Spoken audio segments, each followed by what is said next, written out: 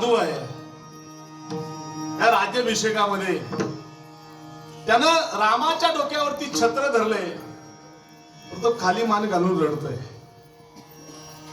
हनुमानजींनी पाहिलं, भरत तुम रोते हो,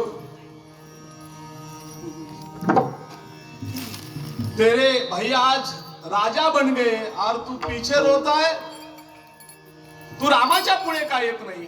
भरत म्हणाला, हनुमान जी मैं पापी हूं, मेरे ही कारण मेरे दादा वनवास को गए, माझ्यामुळेच सीता माईला लंकेमध्ये जाऊन